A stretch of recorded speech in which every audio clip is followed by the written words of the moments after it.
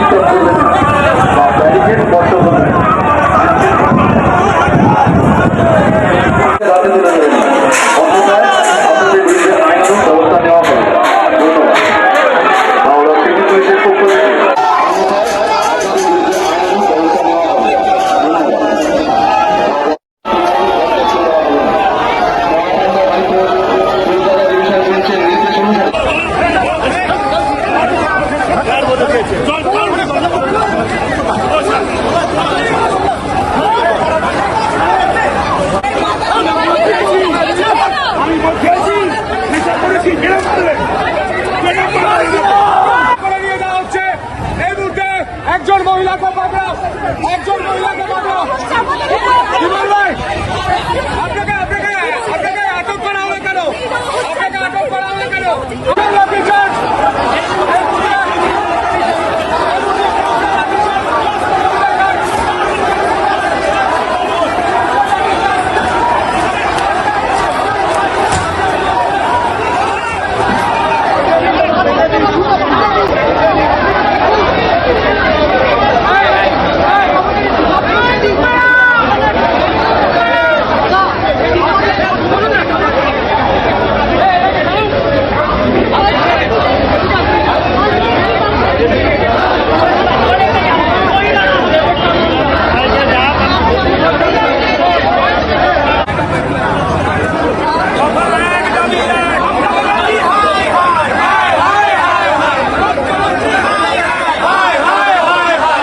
দর্শক, আপনারা দেখলেন যে আজকে একটা ডাক দিয়েছিল অভয়ার মা বাবা, নবান্ন অভিযানের ডাক, সেটা দফা ১ দাবি ১ মুখ্যমন্ত্রীর পদত্যাগ, সেই স্লোগান দেওয়া হয়েছে। এবং যা ভিজুয়াল আপনারা দেখলেন, যা জনসমুদ্র আপনারা দেখলেন, মানে মানুষ অভয়ার মা বাবার ডাকে সাড়া দিয়ে রাস্তায় নেমেছে, পথে নেমেছে। এবং যেভাবে নেমেছে, এটা মমতা বুঝে গিয়েছে হয়তো যে সময় খারাপ, কারণ যেদিন আসতে চলেছে আগামীতে মমতার সময় খারাপ এখানে নিশ্চিত। কারণ আজকে পুলিশ দিয়ে দেখেছেন তো কিভাবে আটকানোর চেষ্টা হয়েছে, কিন্তু তারপরেও বলবো এটা একটা শান্তিপূর্ণ অভিযান হয়েছে।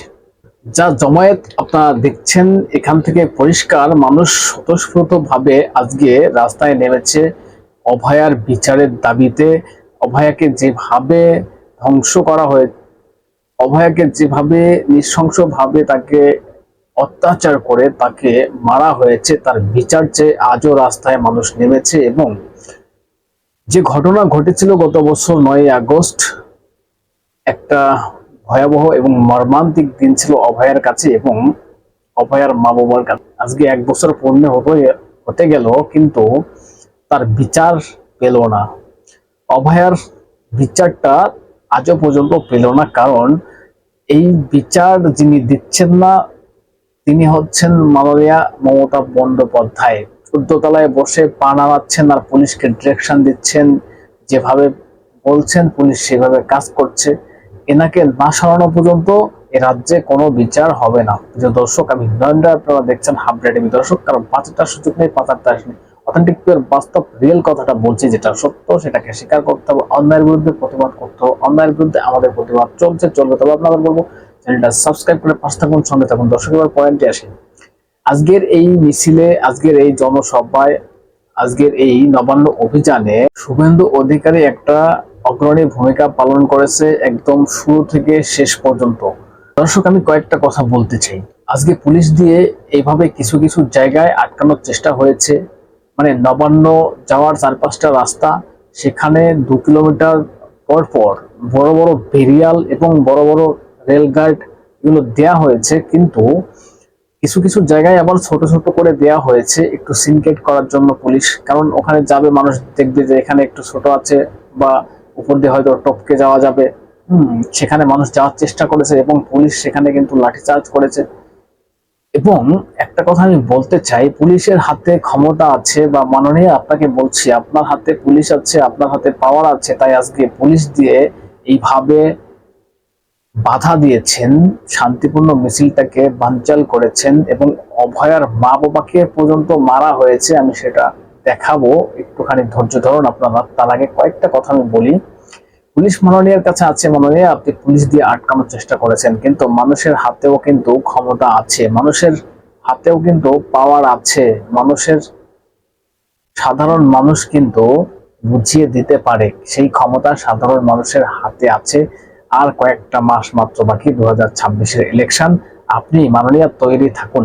আপনি আজকে যে কাজ করেছেন, আপনি তৈরি থাকুন যে আপনার বিসর্জন নিশ্চিত। শুভেন্দু অধিকারী যেটা বলেছেন যে মমতার বিসর্জন নিশ্চিত। দর্শক, আমি কথা না বলে অভয়ার সেই মায়ের একটা বক্তব্য আমি শোনাবো। দেখুন কপালটাকে কি করেছে এবং তার হাতের শাখা পলা ভেঙে কি করেছে, একবার শুনুন তার নিজের মুখে।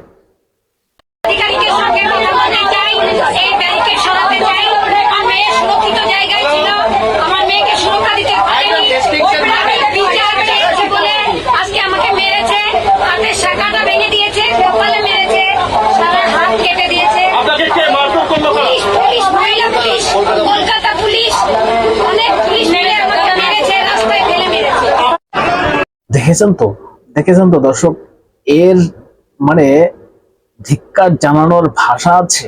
মমতা ব্যানার্জি এটা কি করেছেন পুলিশ দিয়ে।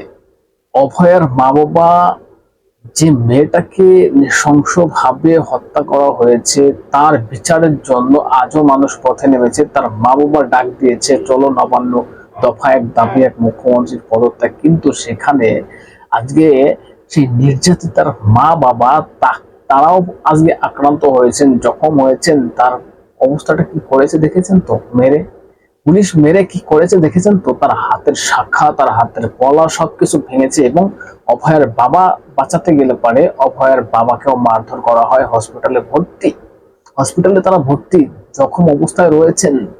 মানে মেয়ের বিচারের দাবিতে পথে নেমে আজকে মেয়ের মা বাবা তারাও আজকে মানে আক্রান্ত। এই রাজ্যে আইন আছে, এই রাজ্যে আইন শৃঙ্খলা আছে। মাননীয় আপনি তৈরি থাকুন।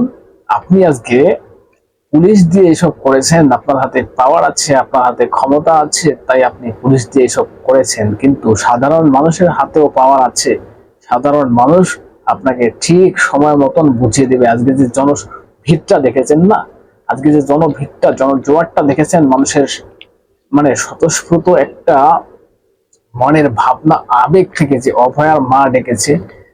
অভয়ার বিচার আজও হয়নি। এক সিভিক পুলিশকে গ্রেপ্তার করে বিচার শেষ করা হয়েছে, কিন্তু এটা অরিজিনাল বিচার না।